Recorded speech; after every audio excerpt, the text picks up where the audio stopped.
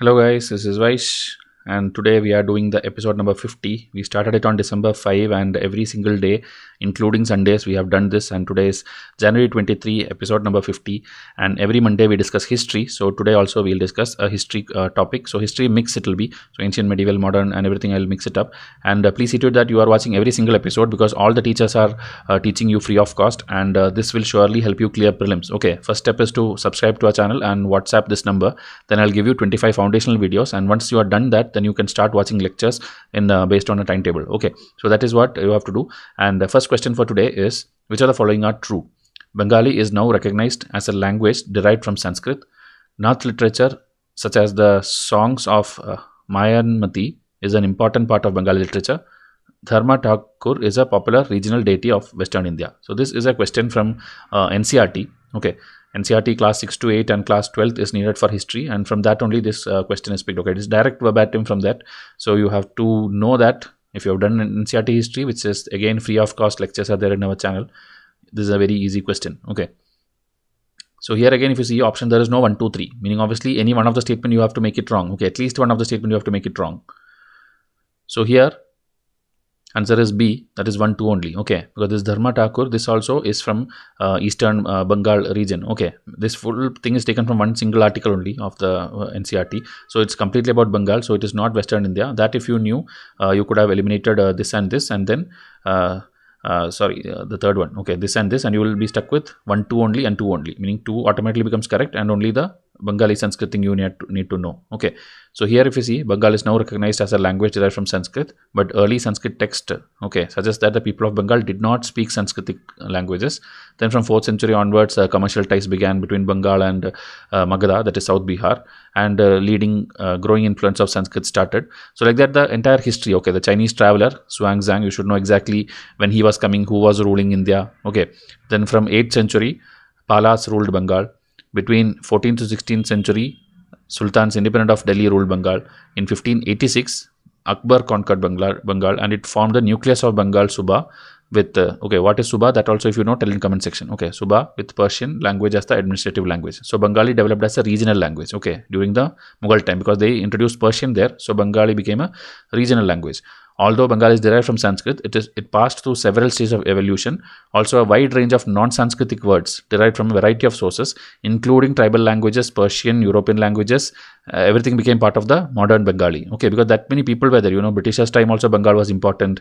Mughals' time also Bengal was important. So there is a lot of evolution which happened for the language. Okay. Early Bengali literature may be divided into 2 categories, one indebted to Sanskrit and the other independent of it. The first one, with several written manuscripts dated 15th to 18th century, includes translation of the Sanskrit epics, the Mangal Kavyas, that is the auspicious poems dealing with the local deities, and Bhakti literature such as biography of Chaitanya Deva, the leader of the Vaishnava Bhakti. Okay. Now, second most circulated orally, cannot be precisely dated, and was popular in eastern Bengal, including the Nath literature such as the songs of Mayanmati and Gopichandra stories. Okay, so this is what is the second statement. And then third one, Dharma Thakur is the one being worshipped there. Okay, it's there in fairy tales, folk tales and all these things. So like this, whatever is mentioned, okay, whatever is mentioned in the NCERT, UPSC can pick and ask you a question. So please be aware of it and read NCERT multiple times. Now question number 2, after 1857 revolt, Bahadur Shah Zafar and his sons were arrested by, so General Jameswell, Captain Hugh Gross, General Havelock, Captain Hudson. Okay, so YCIS students who are enrolled to test series will get a detailed chart. Okay, one chart will be the revision chart where I give you all the general's name and right side what is the event related to that. Okay, meaning this arresting of Bahadur Shah's son, or Jhansi Ki Rani time who was there, or maybe some other event. Okay, something military things are happening like Battle of Plassey, that time who is the Governor General or who is the military general. Okay, such things will be given in proper chart format. I'll give you. Okay, provided that you are enrolled to our test series. Okay, so please see to that you contact me in WhatsApp and get the details for that. So here, what is the answer? Jameswell, Hugh Gross, Havelock, or Hudson. Okay. So here answer is D, Captain Hudson. Okay. He was the one who arrested them. After Aurangzeb, there was no powerful Mughal ruler, but Mughal emperors continues to be symbolically important. Bahadur Shah Zafar, the emperor at that time, 1857 revolt, was seen as the natural leader Once the revolt was put down by the company, he was forced to leave the kingdom and the sons were shot in cold blood. Okay, this story I know, obviously you will know, because in every history textbook you will study 1857 revolt. Now, which of the following are true with respect to Kingdom of Mysore in the 18th century? So, Mysore controlled the profitable trade of the Malabar coast. The Britishers have faced defeat from both Hyder Ali and Tipu Sultan. Tipu was called the Tiger of Mysore and even his flag had the image of a tiger. Okay, so detailed thing about Kingdom of Mysore, which again in your spectrum and in your NCERT, both places it is there. 1, 2 only, 3 only, 1, 3 only, and 1, 2, 3. Okay, so students keep asking me like whether spectrum is enough or should we study Bipin Chandra.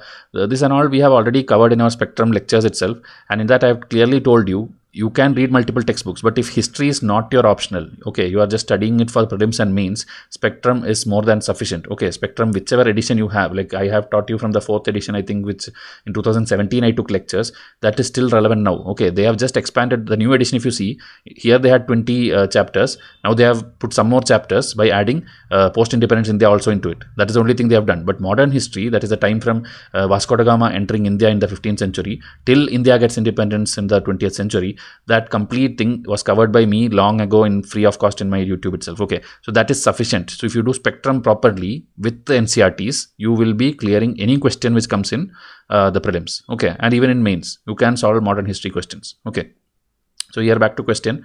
Here the answer is D, 1, 2, 3. All the 3 things are true. In Malabar coast, that is in Kerala coast, and then both father and son both have defeated the British in the Mysore wars, and then the Tiger of Mysore and the flag, that is also correct. Okay, so you know the 4 wars in Mysore, 1967, 80, 90, 99. In 99, Tipu Sultan died in the battle. Okay, so here somewhere here Hyder Ali also died in between. So that you should know. First 2 were Hyder Ali, and then here Tipu Sultan entered, then he won the 3rd battle. It's a very interesting story. Okay, I have taken war by war, I have explained it in my spectrum lectures. You can watch it in YouTube for free. And this battle of Seringapatanam, all these are very interesting things also. Okay, it's very easy to learn. Mysore history, the Hyderabad history, and Awadh history. There are different places where Britishers had war, and most of the places Indians had done a very good job in countering them. But most of the places you will see at the end they are dying or getting defeated also. Okay, but they were all very good in resisting the British. Okay, they had that support even from French and all who was there at that time in India. Now question number 4, which of the following revolt happened first according to its timeline, meaning the chronology? Santals, Kols, Worli or Bastar revolt. Okay, so here which is the earliest? UPSC can even ask the other way also. They'll give 1, 2, 3, 4 and ask you to order it like 1, 4, 3, 3, 2, 3, 4, 1. That you have to order it here, but it's just an ABCD question, and which happened first according to timeline. So your answer is B, that is the Kols rebellion. So you see Kols rebellion happened in 1831, Santals rebellion happened in 1855, Bastar in central India in 1910, and Worli in 1940. So the location is also important, and the year is also important, and the leaders are also important. That again, as I told, for my students, I'll give a revision chart where all the list of tribal revolt and all the list of peasant revolt will be there with the year and the leader name. Okay, that's just for by-hearting sake. To study it, obviously you have to read the textbooks or watch my lectures or do the test series. But for revising and last minute glancing, revision charts will be given. Now question number 5, which of the following tribes are matched correctly with their states? Okay, so this is also in your NCERT, lot of tribes are mentioned. So I have gathered the list of it and put some 3 things in this question. So Savara, Baigas and Munda, whether they are matched correctly or not. So here answer is 1, 2, 3. Everything is matched, and there is a list I'll show you. You can make a note of this. If you are enrolled to my test series, you don't need to note. You will get this PDF and you will get the revision chart also. Others can make a note of this important tribes in things. Okay, these are things which are mentioned in your NCERT. Okay, it's there not in one place, in different places it is. I just gathered and put it here. Okay, for your understanding. So please make a note, and maybe UPSC this year or next year, because NCERT is a thing which is going to remain forever. So maybe 2026 prelims, maybe from this maybe a question will come. 2028 prelims, maybe something will come, because NCERT things are not going to change. Okay. So please practice. You need to practice more than 10,000 MCQs in one single year. Only then you have at least a chance of clearing prelims. Okay, and that can be done from any source, any test series which you like. About Vaishya's test series, I can tell you we cover all these textbooks like Spectrum, Mara Sharma, Satish Chandra, Nitin Singhania, Tamil Nadu textbook, Fine Arts textbook. Every particular thing needed for UPSC is covered, and from there hundreds of MCQs and explanations are there. Okay, so see to it that you are enrolling. Here 16 test package is there. This also you can enroll if you think you are weak in history alone. If you think you are weak in polity, you can can buy this. If you're thinking economy you are weak, then you can buy this, including economic survey. We'll cover everything. So it's up to you. Okay, and see to it that you are easily scoring 100 plus marks. No matter what is the cutoff, you have to target 100 plus marks. Okay, because cutoff will be always around that range only, and you will surely clear. Okay, so you get back to me on WhatsApp if you need any of these pack, and I want you to clear. Okay, the serious aspirants to clear. So tomorrow, next episode. Thank you and have a nice day.